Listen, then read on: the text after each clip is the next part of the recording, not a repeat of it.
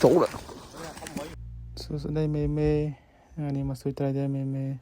안녕하세요 반갑습니다 제르문 사리입니다 오늘은 백시 낚시입니다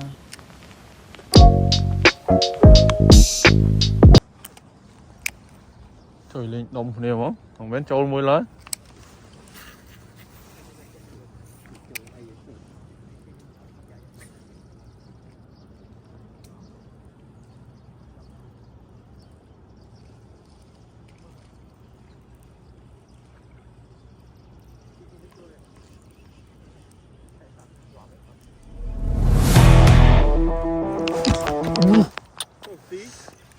ôi dù chầm ấy trời mà thổ mồi nha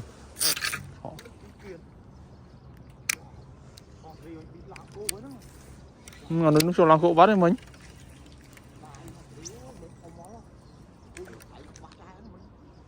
chọc rồi đồng trời lon này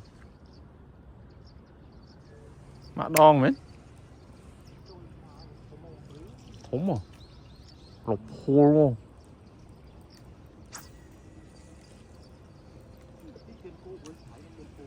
xô vinh vãi như mai thì những bạn đấy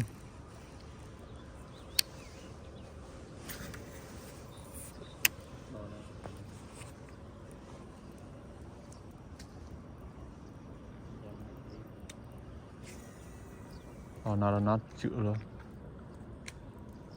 thấy rực xí này nó chỗ đấy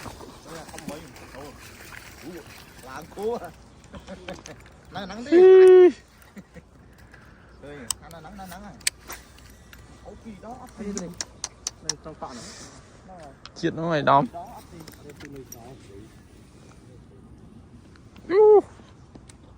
chỗ mới này bật mà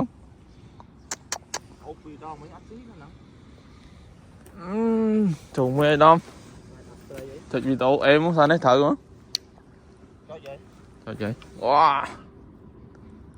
quá ta ta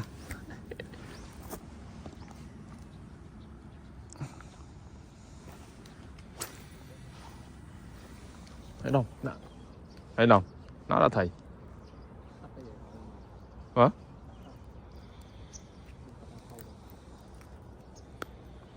đấy đang mình ăn rồi này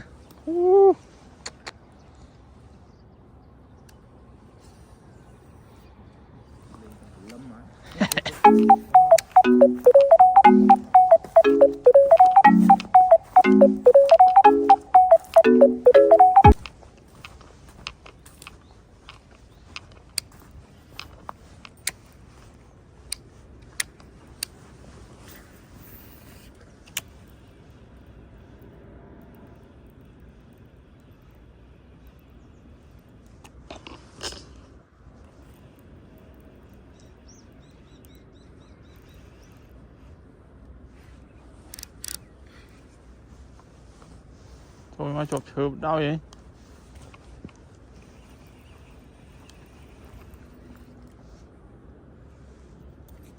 ôi thằng flu nó phải may cho một kia đấy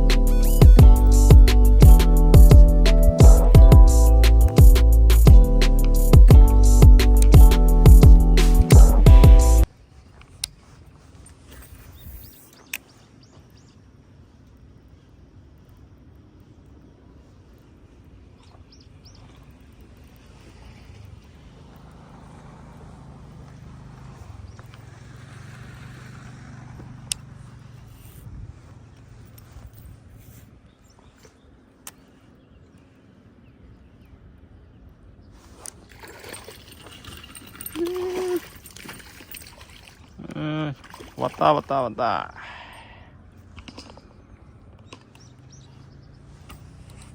오케이.